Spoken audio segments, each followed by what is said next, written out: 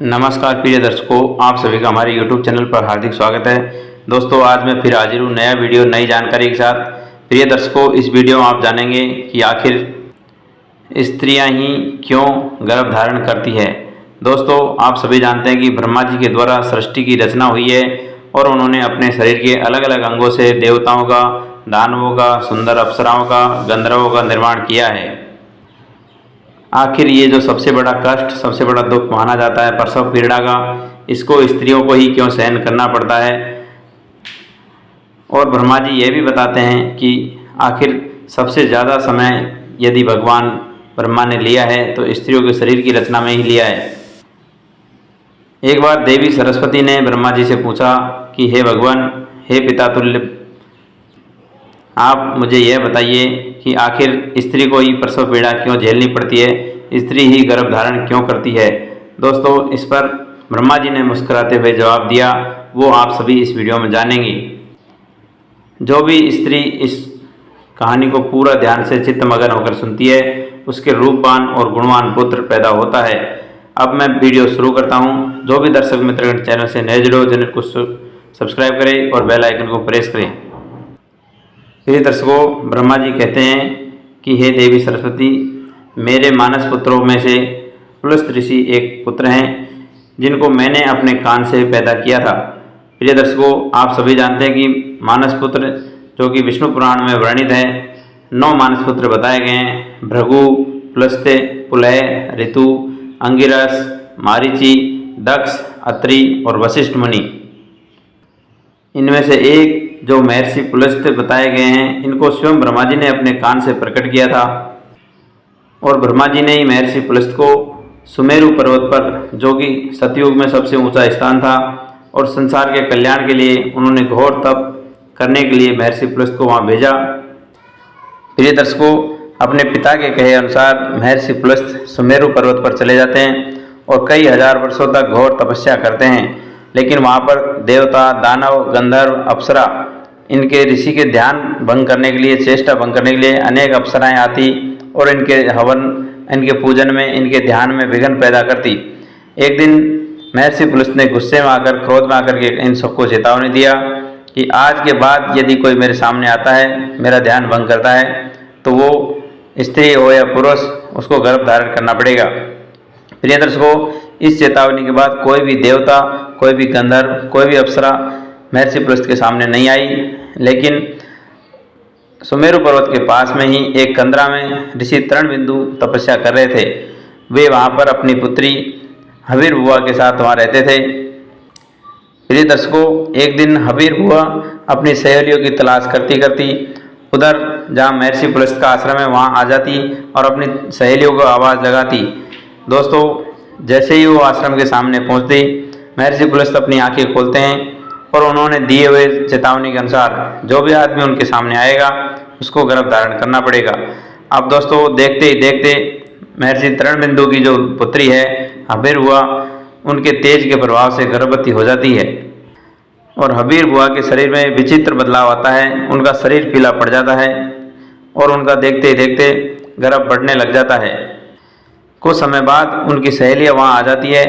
अपनी जो दोस्त है हवीर बुआ, उसको देख करके बड़ी चिंता में पड़ जाती है। उनको बड़ा दुख हुआ कि आज हमारी वजह से आपको ये दुख भोगने पड़ा।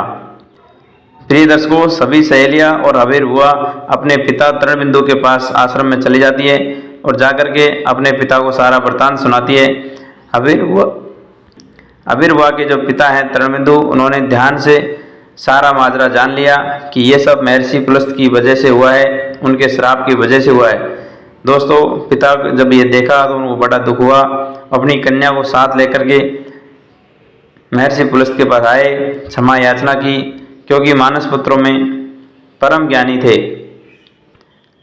तृणबिंदु कहने लगे, हे स्वामी, आप दयालु हैं, कृपालु हैं। मेरी पुत्री से आपके द्वारा जो कथन है उसका अनजाने में भूल हुई है। प्रिय दर्शकों, जब इस प्रकार से मिन्नतें करने के बाद तृणबिंदु की बातें महर्षि पुलस्त्य ने सुनी और कहने लगा कि हे भगवान, यदि ये जानबूझकर गलती करती तो श्राप भी मान्य होता, लेकिन इसने अनजाने में गलती की है। तृणबिंदु कहने लगे कि संसार की पहली स्त्री मेरी लड़की है जो गर्भवती हुई है और इसको अब कौन शादी करेगा। इसलिए हे स्वामी, हे मेरे मालिक, आप इसके साथ शादी कर लीजिए और इसको पत्नी के रूप में ग्रहण कर लीजिए। मेरी लड़की आपकी बिना स्वार्थ के सेवा करेगी, आपकी आजीवन तत्पर रहेगी। तरणबिंदु की इस प्रकार से विनती सुनकर के महर्षि पुलस्त ने इस लड़की का वर्ण करने के लिए अर्थात ग्रहण करने के लिए हाँ कर दी। कालांतर में दोनों पति पत्नी साथ रहने लगे। तरणबिंदु की कन्या हबीरबुआ निस्वार्थ सेवा के साथ महर्षि पुलस्त की खूब सेवा करती और काफ़ी समय गुजरने के बाद जब महर्षि पुलस्त प्रसन्न हो जाते हैं तो वो अपनी पत्नी पर प्रसन्न होकर कहते हैं कि आपके गर्भ में मेरे समान ही पुत्र पैदा होगा, और जिस समय तुम मेरे सामने आई थी मैं वेदों का श्रवण कर रहा था, तो आपका जो पुत्र होगा वो भी परम ज्ञानी परम प्रतापी होगा। उसने वेदों का श्रवण किया है, इसलिए उसका नाम विश्रवा होगा। प्रिय दर्शकों, महर्षि पुलस्त और हबीरबुआ का जो पुत्र है विश्रवा, वो बड़ा विद्वान, सत्यवादी तथा धर्म का पालन करने वाला था। उसकी कीर्ति सब जगह फैली हुई थी।